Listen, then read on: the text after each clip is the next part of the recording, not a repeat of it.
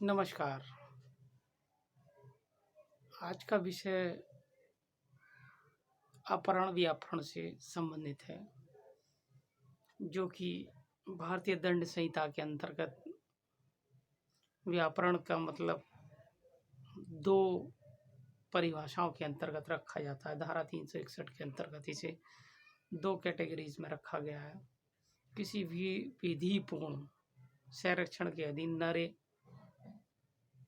नर जिसकी उम्र 16 से कम है, नारी जिसकी उम्र 18 से कम है, बिना सहमति के विधि संरक्षण के कोई व्यक्ति ले जाता है तो उसे अपराध की श्रेणी में रखा जाता है। ठीक है ना। ये भारतीय दंड संहिता की सिंपल सी परिभाषा है और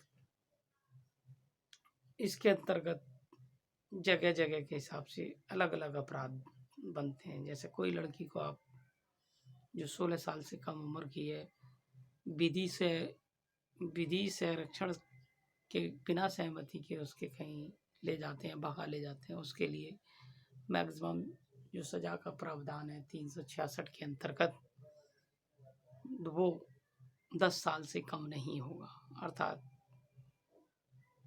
कोई भी ले जाता है तो 10 साल तक की सजा का प्रावधान है। ठीक है।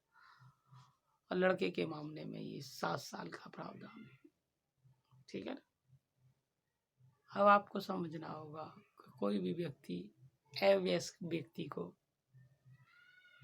या वयस्क व्यक्ति को विदाउट कंसेंट उसे उठा के ले जाता है तो वो व्यापरण की कैटेगरी अर्थात किडनैपिंग की कैटेगरी के अंतर्गत आ जाता है। ठीक है ना। जिसकी आयु 18 से ऊपर है या 16 से ऊपर है, लड़का बिना उसकी कंसेंट के उठा के ले आया जाता है, वो मना कर रहा है तब भी उठा के ले आया जाता है तो उसे किडनैपिंग की परिभाषा में रखा जाता है। इसी तरह लड़की का अगर वो एक उम्र उस 18 से ज़्यादा है तो उसे भी किडनैपिंग के मामले में रखा जाता है।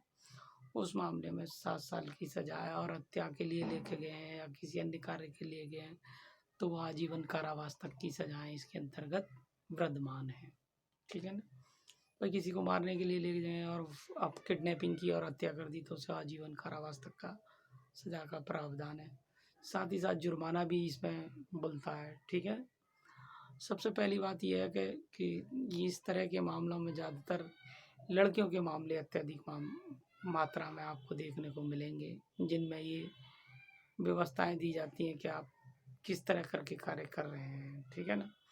उन मामलों में ज़्यादातर 366 लगती है। 366 के अंतर्गत 10 साल तक की सजा नाबालिग लड़की को किडनैपिंग करने के मामले में सुनाई जाती है। साथ ही साथ जुर्माना भी लगाया जाता है। ऐसे ही लड़के के मामले में जो 16 साल से जिस लड़के की आयु कम है, उस मामले में उस व्यक्ति को किडनैपिंग करने वाले को 7 साल की सजा तक का प्रावधान है। ठीक है ना। और अगर किडनैपिंग के बाद हत्या लगती है तो हत्या के मामले में जो 302 के अंतर्गत सजा है वे एप्लीकेबल हो जाती हैं और वो हत्या के मामले में आजीवन कारावास तक की जाती हैं और उम्र कैद तक की सजाएं ठीक है बोलती हैं। ये 360 से लेके 367-68 तक ये अलग अलग तरह की चीज़ें हैं इसके अंतर्गत, लेकिन ये मुख्य बात है ये नर और नारी के मामले में है, लड़का लड़की के मामले में, जो हमने पहले ही हम इस मामले को डिस्कस कर चुके हैं और संपूर्ण जानकारियाँ जो दंड प्रक्रिया संहिता के अधीन है वो हम इसके अधीन डिस्कस करने के बाद उपरांत बता चुके हैं। ठीक है नहीं। उपरोक्त मामलों के बाद अब आप समझ सकते हैं कि इसके अंतर्गत जो ज़्यादातर मामले रजिस्टर्ड होते हैं भारतीय समाज के अंतर्गत वो लड़कियों के होते हैं। उनमें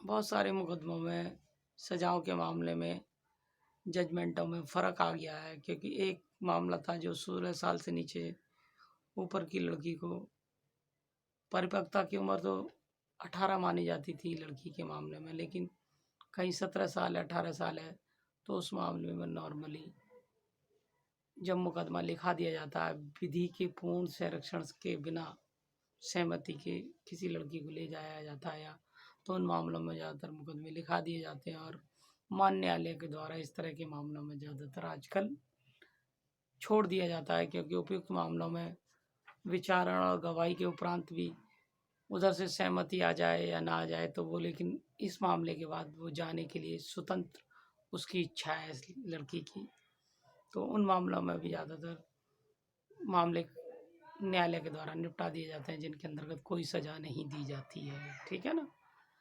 आज हमने इस मामले में बड़े ही विस्तार रूप से चर्चा की है, आगे फिर बात करेंगे। नमस्कार।